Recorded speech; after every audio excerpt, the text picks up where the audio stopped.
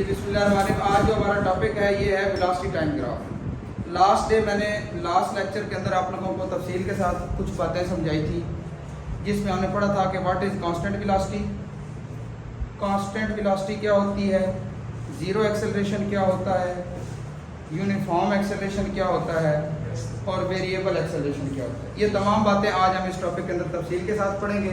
तो हम स्टार्ट करते हैं। हमारे टॉपिक का नाम है वेलोसिटी टाइम ग्राफ। तो जब हम ये पढ़ लेंगे तो इसके एंड पे फिर मैं आपको रिलेटेड एग्जांपल इसकी और इससे रिलेटेड न्यूमेरिकल और शॉर्ट क्वेश्चन के बारे में बताऊंगा, और अगर मैं बताना भूल जाऊं तो मुझे आप लोग याद करवा देंगे। ठीक हो गया जी। तो वेलोसिटी टाइम ग्राफ, सबसे पहले तो हमें ग्राफ का आइडिया होना चाहिए कि ग्राफ क्या होता है।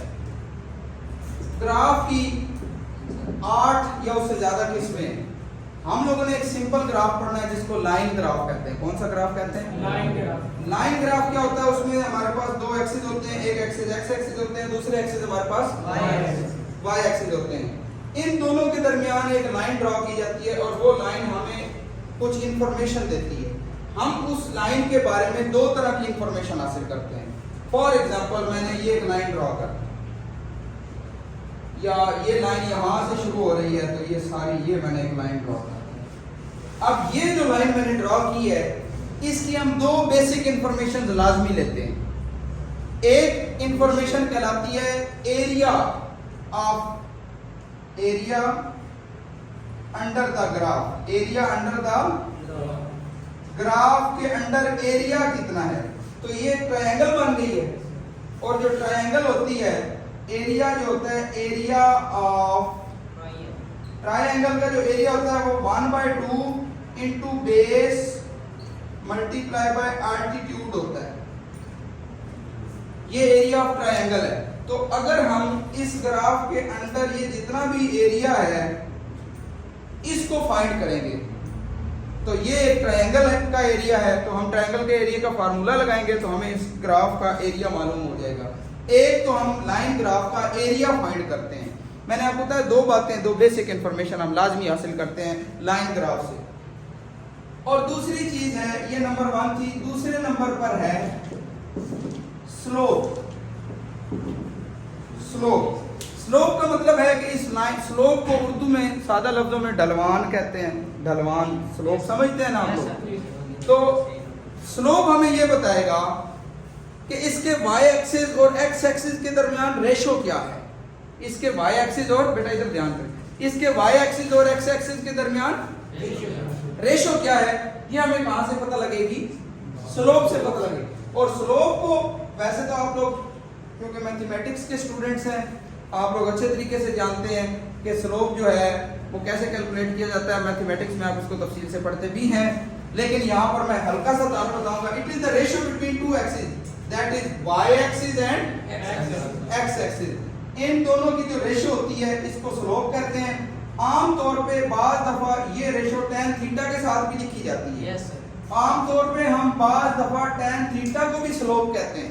आप लोगों को अच्छी तरीके से याद होगा, sin थीटा जो है वो परपेंडिकुलर ओवर हाइपोटेन्यूज है, cos theta base over hypotenuse, और tan थीटा वाहिद ऐसा ट्रिग्नोमेट्रिक रेशियो है जो परपेंडिकुलर और बेस दोनों की रेशियो बताता है। परपेंडिकुलर को ऊपर रख देते हैं, बेस को नीचे रख देते हैं, दोनों की रेशियो निकल आती है, वही स्लोप होता है हमारा।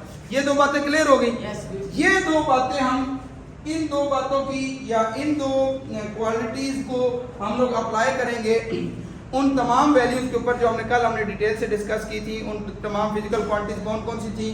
उसमें थी हमारे पास सबसे पहले थी कि कांस्टेंट वेलोसिटी, जिसको आपने जीरो एक्सेलरेशन कहा था।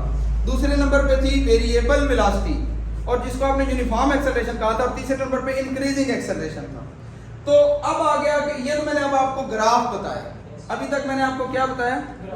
अब हम पढ़ेंगे कि वेलोसिटी टाइम ग्राफ जो है ये हमें क्या बताता है।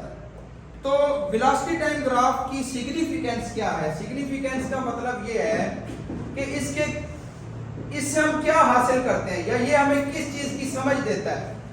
तो इसकी सिग्निफिकेंस ये हमें दो चीजें बताया करेगा। एक तो है distance covered by the body, क्या बताएगा? एक है motion of the body, motion आमतौर पे एक्सेलरेशन जब हमने कैलकुलेट करना होता है तो उसके लिए मोशन का लफ्ज भी इस्तेमाल किया जाता है। तो मोशन ऑफ बॉडी दो चीजें बताएगा। नंबर 1 पे ये हमें बताएगा मोशन ऑफ बॉडी, यानी कि मोशन में क्या चीज आएगी, क्या चीज आएगी मोशन में, एक्सेलरेशन आएगी। और दूसरी ये जो हमें बात बताएगा वो आएगा distance covered by the body. ये बात क्लियर होगी कि हमने वेलोसिटी टाइम ग्राफ की जो सिग्निफिकेंस वो हम लोगों ने पढ़ ली है। अब आगे इसकी एक्सप्लेनेशन।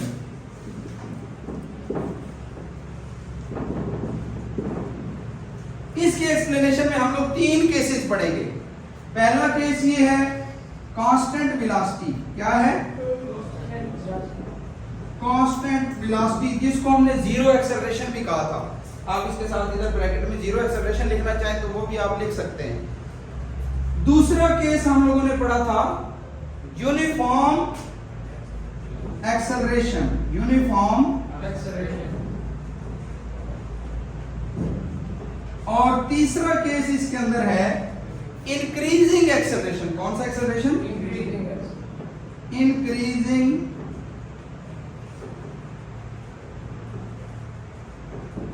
एक्सेलरेशन। तो मैं इसको यहां पर डिटेल के साथ एक्सप्लेन करूंगा। ये समझ आ गई बातें, और ये आप लोगों ने नोट कर लेनी, ये बहुत जरूरी है।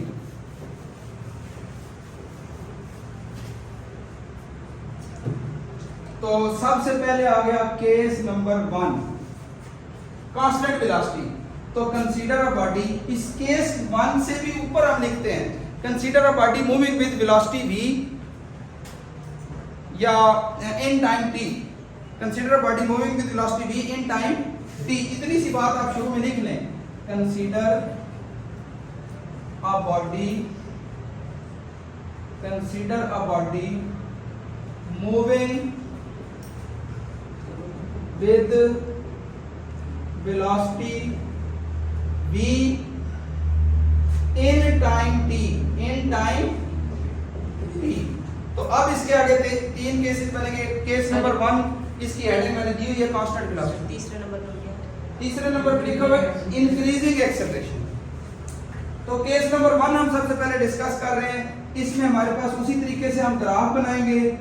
एक ग्राफ हमने अलॉन्ग एक्स एक्सिस बना दी लाइन, दूसरी लाइन हमने इस ग्राफ के अलॉन्ग वाई एक्सिस बना दी।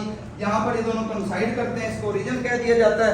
अब बॉडी कांस्टेंट वेलोसिटी से मूव कर रही है। कांस्टेंट वेलोसिटी का मतलब है कि अगर एक बॉडी मूव कर रहा था 20 किलोमीटर पर आवर से 20 किलोमीटर फी घंटा से मूव कर रहा है मशरिक की तरफ, फॉर एग्जांपल किस तरफ मूव कर रहा है और किस स्पीड से मूव कर रहा है 20 किलोमीटर पर आवर, तो वो चेंज नहीं हो रही, कांस्टेंट है। वेलोसिटी क्या है? मतलब 1 सेकंड में, पहले सेकंड में भी 20 किलोमीटर फी घंटा, 10 सेकंड बाद चेक करो फिर भी 20 किलोमीटर फी घंटा, 20 सेकंड बाद चेक करो फिर भी 20 किलोमीटर फी घंटा, 30 सेकंड बाद चेक करो तो फिर भी 20 किलोमीटर फी घंटा। फॉर एग्जांपल अगर उसकी ये जो एक्सिस है, ये वाई एक्सिस, ये किसको रिप्रेजेंट कर रहे हैं? वेलोसिटी को। किसको रिप्रेजेंट कर रहे हैं? और जो एक्स एक्सिस है हम कह देते हैं कि ये रिप्रेजेंट कर रहे हैं टाइम को, और ये वाला एक्सिस रिप्रेजेंट कर रहे हैं किसको? वेलोसिटी को। अब बताएं अगर वो 10 किलोमीटर फी घंटा तो फॉर एग्जांपल ग्राफ यहां से शुरू होगा, 20 हो तो यहां शुरू होगा, 30 हो तो और ऊपर से शुरू होगा। हम फर्ज कर लेते हैं कि वेलोसिटी की वैल्यू है 30 किलोमीटर पर आवर, 30 किलोमीटर फी घंटा। तो यहां से ग्राफ शुरू हुआ कितने से? 30 किलोमीटर फी घंटा से। ये 10, ये 20 और ये 30। और यहां इस साइड पे सेकंड गुजर रहे हैं, 10 सेकंड गुजर गए, 20 सेकंड गुजर गए, 30 सेकंड गुजर गए, 40 सो ऑन। तो देखें 10 सेकंड बाद भी यही वेलोसिटी, 20 सेकंड के बाद भी यही वेलोसिटी, 30 सेकंड के बाद और 40 सेकंड के बाद भी यही वेलोसिटी। तो ये एक स्ट्रेट लाइन बन गई, स्ट्रेट लाइन बन गई। अब इस स्ट्रेट लाइन की 2 चीजें हमने फाइंड करनी है जो मैंने यहां पर आपको बताई थी। सबसे पहले तो हम फाइंड करेंगे डिस्टेंस कवर्ड, और दूसरे नंबर पर हम फाइंड करेंगे स्लोप। आपकी मर्जी है, जो चीज आपने पहले फाइंड करनी है, अगर आपने स्लोप पहले फाइंड करना है तो स्लोप पहले फाइंड कर लें। तो इसका जो स्लोप है, इस ग्राफ का स्लोप, वो हमें एक्सेलरेशन बताता है। क्या बताता है? कैसे पता चलेगा? देखें, एक्सेलरेशन क्या होता है? Change in velocity divided by change in, यानी वेलोसिटी बटा टाइम। एक्सेलरेशन क्या होता है? तो और y axis over x axis, y axis velocity है, x एक्सिस टाइम है, तो वेलोसिटी ओवर टाइम करेंगे तो वो हमारे पास क्या आ जाएगा? एक्सेलरेशन ही नहीं आ जाएगा। और यही इसका स्लोप भी है, यही इसका क्या है? स्लोप भी है। तो यहां पर एक्सेलरेशन जो है वो हमें स्लोप ऑफ द ग्राफ से पता लगेगा, स्लोप ऑफ ग्राफ। अब देखें, इस केस के अंदर y एक्सिस के अलोंग वैल्यू चेंज हो रही है? नहीं हो रही। y एक्सिस की वैल्यू फिर जीरो होगी, कांस्टेंट होगी, जीरो होगी, उसमें चेंज कोई नहीं आया। तो जीरो को जिससे भी डिवाइड करें जीरो ही आता है। तो इस ग्राफ का स्लोप कितना है? जीरो। तो जब आप इस ग्राफ का स्लोप जीरो है तो फिर इसका एक्सेलरेशन भी क्या होगा? जीरो ही होगा। तो स्लोप जो है वो इस ग्राफ का हमें एक्सेलरेशन बताएगा। तो क्योंकि इस ग्राफ में जो हमारी वेलोसिटी थी ना वो इंक्रीज हो रही है और ना वो डिक्रीज हो रही है। थोड़ी देर फैन चला दें ताकि ये कुछ पसीने गर्मी में कमी वाक़ हो जाए। यहां तक बात समझ आ गई? ठीक है जी। अब इसके बाद केस नंबर 2 पे आ जाते हैं। नहीं, इसकी सेकंड एक्सेलरेशन के बाद हमने इसका क्या फाइंड करना था?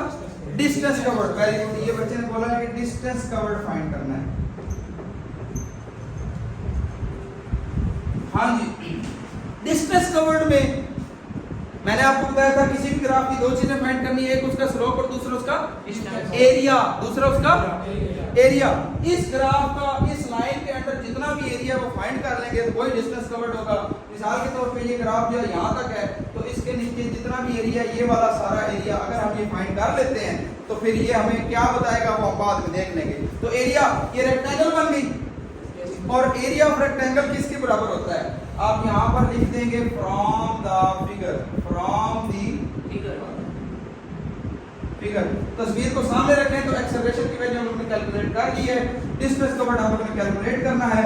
तो वो होता है लेंथ इनटू विड्थ। तो अगर लेंथ आप लोगों की जो है वो t है और विड्थ आप लोगों की v है, तो लंबाई ज़रब चौड़ाई v ज़रब t।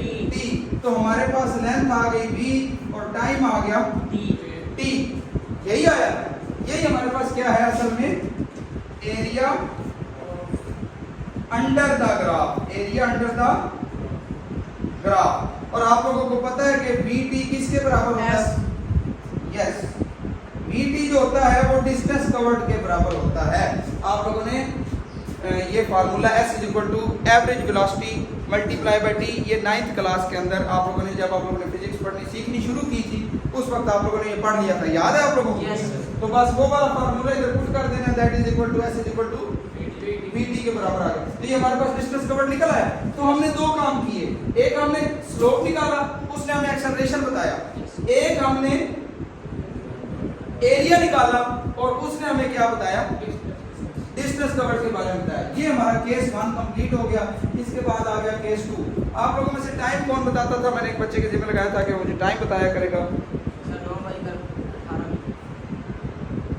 इस तरीके से टाइम नहीं बताना, आपने बताना है कि कितने मिनट्स बाकी रह गए। ये आ गया case number 2। Case number 2। Case number 2 में हम लोग क्या डिस्कस करेंगे? Uniform acceleration. अच्छा, यूनिफॉर्म एक्सेलरेशन को हम लोगों ने तफसील से पढ़ा था। मैं यहाँ पर एग्जांपल दोबारा बता देता हूँ। ये देखें, एक बॉडी है, उसकी पहली स्पीड थी 1 मीटर पर सेकंड, फिर हो गई वेलोसिटी उसकी 2 मीटर पर सेकंड, फिर हो गई 3 मीटर पर सेकंड, और हर मरतबा कितना टाइम गुजर रहा है? 1-1 सेकंड का गुजर रहा है। तो यहाँ पर अगर हम उसका एक्सेलरेशन फाइंड करना चाहें तो हम कैसे फाइंड करेंगे? 2 इंटरवल ले लें, एक इंटरवल ये वाला, दूसरा इंटरवल ये वाला। तो फार्मूला होता है VF minus VI over T के बराबर होता है। फाइनल वेलोसिटी है 3, इनिशियल वेलोसिटी है 2 और दोनों के दरमियान टाइम गुजरा 1 second. 3 minus 2 A is equal to 1 meter पर सेकंड। तो एक्सेलरेशन आया 1 मीटर पर सेकंड। आप ऊपर निकालें फिर भी 1 आएगा, इन दो के दरमियान निकालें फिर भी 1 आएगा, अगले इंटरवल्स के दरमियान निकालें तो फिर भी 1 आएगा। तो एक्सेलरेशन हमारे पास यहाँ पे यूनिफॉर्म हो गया। यूनिफॉर्म का मतलब उसकी फॉर्म एक ही रहेगी, वो फॉर्म चेंज नहीं होगी। तो यूनिफॉर्म एक्सेलरेशन है, हालांकि स्पीड या वेलोसिटी क्या है, वो इंक्रीज हो रही है, वेलोसिटी इंक्रीज हो रही है, लेकिन उसके बावजूद एक्सेलरेशन क्या है, वो यूनिफॉर्म है। तो इसको हम डायग्राम से देखेंगे। तो कंसीडर द फिगर, दोबारा लिखेंगे कंसीडर द फिगर, ये ग्राफ इस मर्तबा अब आप देख रहे हैं कि फॉर एग्जांपल पहला इंटरवल कितना था, फिर कितना हो गया, फिर 2, फिर 3, फिर 4, 5 सो ऑन। तो 0 से शुरू हुआ, देखिए इस एक्सिस पे क्या चीज आनी है, टाइम, और इस एक्सिस पर क्या आना है, वेलोसिटी। शुरू कहां से होना है, 0 से शुरू हुए और ऊपर की तरफ ऐसे बढ़ते गए, तरतीब के साथ बढ़ रहे हैं। जितने जितने सेकंड गुजर रहे हैं उतनी उतनी ही वेलोसिटी भी बढ़ती चली जा रही है। ये बात समझ आ गई? तो ये इंक्रीज हुआ, लीनियरली इंक्रीज हो रही है वेलोसिटी इसके अंदर। अब हम इसकी भी दो चीजें फाइंड करेंगे, एक स्लोप और दूसरा एरिया। तो सबसे पहले हम इसका स्लोप फाइंड करते हैं। तो स्लोप ऑफ ग्राफ,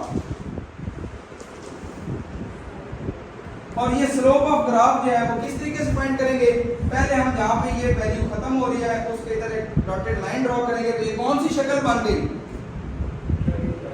ट्रायंगल बन गई। तो इसका मतलब है एरिया कैसे फाइंड करेंगे, कौन सा फार्मूला लगाएंगे, एरिया ऑफ ट्रायंगल वाला। कौन सा फार्मूला लगाएंगे,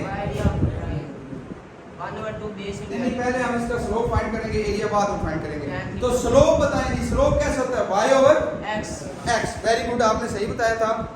स्लोप पहले फाइंड करेंगे y ओवर x। यहां से लेके यहां तक वेलोसिटी की वैल्यू कितनी है, यहां से यहां तक ये हमने शुरू में क्या दिया था, consider body is moving with velocity in time t। तो यहां से यहां तक वेलोसिटी की वैल्यू फर्ज करें कितनी है, v है। तो v कौन सा एक्सिस के लॉन्ग आ गया, y एक्सिस के लॉन्ग आ गया। अच्छा, और x एक्सिस के लॉन्ग यहां से यहां तक क्या आ गया जी, t आ गया। तो v ओवर t किसके बराबर होता है, एक्सेलरेशन के बराबर। तो इसका मतलब है कि यहां पर इसका जो स्लोप है वो हमें क्या बताएगा, acceleration of the moving body. इसका स्लोप हमें क्या बताएगा, acceleration of the moving body. तो आप पॉइंट्स को नाम देना चाहें तो नाम भी दे सकते हैं। बुक में ये वाले पॉइंट को क्या नाम दिया गया, बुक से देख कर बताना है, ऐसे नहीं बताना। बुक में इस पॉइंट को क्या नाम दिया गया, ए, देखा ना, ये बात होती है। ये पॉइंट हो गया ए, और ये वाला पॉइंट बुक में क्या है, बी, और ये वाला पॉइंट बुक में क्या है, सर ऊपर वाला सी है, नीचे वाला बी। ठीक है, फिर देख के बताएं, इसीलिए कह रहा हूं आपसे। ये वाला पॉइंट ए, ये बी और ये वाला सी। अब स्लोप कैसे फाइंड करना है, y ओवर x, यानी BC ओवर AB। आप इसको यूं भी लिख सकते हैं, BC ओवर AB के बराबर आएगा। ये हमारे पास एक्सेलरेशन या स्लोप आ। दूसरी चीज इसके अंदर हम लोगों ने क्या फाइंड करनी थी, पहले तो हमने कहा कि एक्स स्लोप फाइंड करेंगे और फिर क्या फाइंड करेंगे, एरिया। तो दूसरे नंबर पर ये हमें पता चला इसका एक्सेलरेशन, और वो एक्सेलरेशन किससे पता चला, स्लोप से पता चला। अब हम इसका फाइंड करेंगे डिस्टेंस कवर्ड, और वो दरवाजा खोल दें। डिस्टेंस कवर्ड जो है वो हमें कौन बताता है, एरिया अंडर द ग्राफ। वो हमें कौन बताता है, एरिया अंडर द ग्राफ। तो अब ये जो ग्राफ है ये ट्रायंगल शेप बन रही है, कौन सी शेप बन रही है, तो ट्रायंगल का एरिया वाला फार्मूला लगाएंगे। तो वो मैंने आपको शुरू में बता दिया था, 1/2 मल्टीप्लाई बाय बेस। बेस कितनी है, AB, और एल्टीट्यूड कितना है, BC। तो 1/2 इंटू AB जो है ये T के बराबर है, इसको T लिख लें, और BC किसके बराबर है, वो V के बराबर है, उसको V लिख लें। तो 1/2 इंटू V इंटू T। तो ये एवरेज वेलोसिटी बन गई। ये फार्मूला, ये देखें ना, ये वाली चीज ये एवरेज वेलोसिटी होती है। यानी इनिशियल वेलोसिटी कितनी थी, 0, फाइनल वेलोसिटी कितनी हुई, दोनों की एवरेज कैसे निकालेंगे, 2 पर डिवाइड करेंगे तो वो कितनी आ गई, और इसको एवरेज वेलोसिटी लिख सकते हैं। तो ये यहां पर हम लोग लिख देंगे that is equal to average velocity multiply by T. तो अगेन व्हाट इज इट, ये तो डिस्टेंस आ गया, क्या आ गया ये डिस्टेंस कवर्ड के बराबर आ गया। यहां तक बात क्लियर समझ आ गई आप लोगों को। और इसका तीसरा हिस्सा जो है वो मैं यहां पर मिटा कर लिख देता हूं, केस नंबर इसका 3।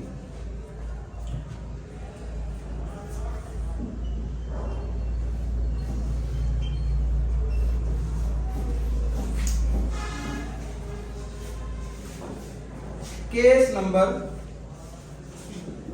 3 वही तरीका पुराना, इसमें जरा ग्राफ को देखें, कंसीडर द ग्राफ दोबारा कहें या आप लिख लें कंसीडर द फिगर कह लें या कंसीडर द ग्राफ कह लें। इसमें हमारे पास दो एक्सिस हैं, ये वाले जो एक्सिस हैं ये टाइम के एक्सिस हैं, इसको टी कह देंगे। जो ये वाले एक्सिस हैं ये वेलोसिटी के एक्सिस हैं, इसको वी कह देंगे। अब ये वाला जो केस है ये बिल्कुल इस वाले से मुख्तलिफ है।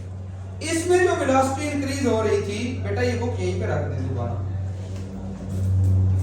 इसमें जो वेलोसिटी इंक्रीज हो रही थी ये तरतीब से हो रही थी, पहले 0, दूसरे सेकंड में 1, तीसरे सेकंड में 2, चौथे सेकंड में 3।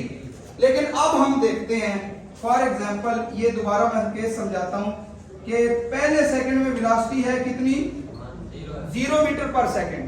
एक सेकंड गुजरने के बाद वेलोसिटी हो गई 2 मीटर पर सेकंड और एक और सेकंड गुजरा तो वेलोसिटी हो गई 7 मीटर पर सेकंड।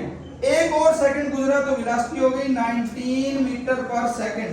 एक और सेकंड गुजरा तो वेलोसिटी हो गई 70 मीटर पर सेकंड। अब बताएं वेलोसिटी इंक्रीज हो रही है, तरतीब से इंक्रीज हो रही है? नहीं। तो ये कौन सा केस बनेगा? एक केस हम लोगों ने ये वाला जो केस कहा था, इस केस का नाम हमने क्या रखा था? केस 1 को क्या नाम दिया था उन 3 नामों में से? Constant velocity. Very good. इसको हमने नाम दिया था कांस्टेंट वेलोसिटी का नाम दिया था। और इस केस को क्या नाम दिया था? Very good. इसको हमने नाम दिया था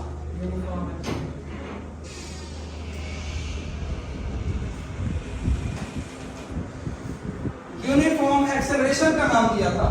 अब ये वाला जो तीसरा केस है जिसमें वेलोसिटी बढ़ भी रही है, वेलोसिटी लेकिन एक्सेलरेशन यूनिफॉर्म नहीं है। किस तरह नहीं है? आप इन 2 पॉइंट से एक्सेलरेशन निकालें इसी फार्मूले से। हाँ जी, 2 - 0 डिवाइडेड बाय 1 आंसर आया 2। 2 - 0 डिवाइडेड बाय 1 आंसर आया 2। इन 2 पॉइंट्स का निकालें। 19 - 7 12 डिवाइडेड बाय 1 आंसर आया 12। पहले कितना आंसर आया 2, अब कितना है 12। इन 2 पॉइंट्स को निकालें। 70 - 19 51 और नीचे 1 ही आना, आंसर आया 51। एक दफा एक्सेलरेशन आ रहा है 2 मीटर पर सेकंड, दूसरी दफा एक्सेलरेशन आ रहा है 12 मीटर पर सेकंड, तीसरी मरतबा एक्सेलरेशन आ रहा है 51 मीटर पर सेकंड स्क्वायर। स्क्वायर साथ लाजमी बोलना है। एक्सेलरेशन का यूनिट होता है मीटर्स पर सेकंड स्क्वायर, मीटर्स पर सेकंड स्क्वायर। तो क्या हो रहा है? एक्सेलरेशन क्या है? इंक्रीज हो रहा है। तो इस केस का नाम हम रखते हैं इंक्रीजिंग एक्सेलरेशन। क्या नाम रखते हैं? Increasing acceleration. हाँ जी। अब इसको बनाते हैं। ये ग्राफ कहां से शुरू हुआ है? 0 से। शुरू में एक्सेलरेशन थोड़ा बना, फिर यकदम बहुत ज्यादा बढ़ गया। ये इसका ग्राफ है। अब इस ग्राफ का स्लोप लेना तो मुश्किल है। क्यों स्लोप लेना मुश्किल है बताएंगे? ये जो ग्राफ मैंने बनाया है इसका स्लोप मुश्किल क्यों है? देखिए इसका स्लोप आसान था, लंबाई ज़रब चौड़ाई। इसका स्लोप आसान था, ट्रायंगल, ट्रायंगल का एरिया लगा दिया। ना ये ट्रायंगल है, ना ये सर्कल है, ना ये लेंथ है, ना ये रेक्टेंगल है, ना ये स्क्वायर है। तो इसका स्लोप कैसे फाइंड करेंगे? इस लाइन पर हर पॉइंट का स्लोप डिफरेंट होगा। इस लाइन पर हर पॉइंट का स्लोप, तो हर पॉइंट का स्लोप अलग फाइंड किया जाएगा। मिसाल के तौर पे यहाँ पर कोई पॉइंट है P, ये कौन सा पॉइंट है? P। इस P पॉइंट का स्लोप आप फाइंड कर सकते हैं। इससे आगे कोई पॉइंट हो P1 तो उसका और स्लोप होगा। इससे पीछे कोई पॉइंट हो या उससे और आगे कोई पॉइंट P2 हो तो उसका स्लोप और होगा। मेरी बात समझ आ रही है? हर पॉइंट का स्लोप क्या होगा, डिफरेंट होगा। जब हर पॉइंट का स्लोप डिफरेंट होगा तो फिर वो कैलकुलेट भी डिफरेंटली किया जाएगा। इसलिए किसी एक पॉइंट का स्लोप तो हम कैलकुलेट कर सकते हैं। तो जो किसी एक लम्हे का की वैल्यू होती है उसको इंस्टेंटेनियस वैल्यू कहते हैं। कौन सी वैल्यू कहते हैं? उस दिन मैंने आप लोगों को समझाया था, 5 मिनट रह गए। उस दिन मैंने आप लोगों को समझाया था कि अगर मैं एक जुमला बोलना शुरू करता हूँ और उस दौरान एक बच्चा खड़ा हो जाता है, जैसे ही मेरा जुमला मुकम्मल होता है बच्चा दोबारा वापस बैठ जाता है, तो वो सिर्फ उस लम्हे के लिए वैल्यू वो जुमला जो है वो सच्चा साबित होगा। हो सकता है उससे पहले भी बच्चा बैठा हो सकता है उसके बाद भी बच्चा अपनी जगह पर बैठा हो। तो इंस्टेंटेनियस एक्सेलरेशन हम इसमें फाइंड कर सकते हैं स्लोप फाइंड करके। तो क्या करेंगे, इस पर एक लाइन ड्रॉ करेंगे। ये लाइन कहलाती है टेंजेंट। क्या कहलाती है? टेंजेंट वो लाइन होती है जो किसी भी कर्व को या किसी भी सर्कल को एक पॉइंट से छू के गुजरे। मिसाल के तौर पे ये देखिए, ये एक सर्कल है, इसको एक पॉइंट से छू के जो लाइन गुजर रही है ये क्या है? ये टेंजेंट है। या फिर ये एक कर्व है, इसको एक पॉइंट से लाइन छू के गुजर रही है, तो ये क्या है? ये टेंजेंट है। Tangent is a line which touches a curve और a circle at one point. तो ये वन पॉइंट पे एक लाइन छू के गुजर रही है, तो ये टेंजेंट बन गई। इस टेंजेंट का एरिया और इस टेंजेंट का स्लोप हमें इसका एक्सेलरेशन और इसका डिस्टेंस कवर्ड बताएगा। तो फॉर इंक्रीजिंग एक्सेलरेशन, अगर इंक्रीजिंग एक्सेलरेशन होगा, फॉर इंक्रीजिंग एक्सेलरेशन उसमें क्या करेंगे? At any instant, at any किसी भी लम्हे के ऊपर acceleration is calculated or at any point on the curve, thus a tangent is drawn। हम क्या ड्रॉ करेंगे? a tangent is drawn। एक टेंजेंट ड्रॉ करेंगे। वो हमें दो चीजें, वो हमें क्या बताएगा? स्लोप बताएगा। And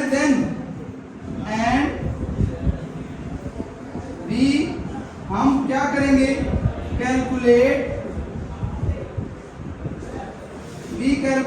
the slope of the tangent.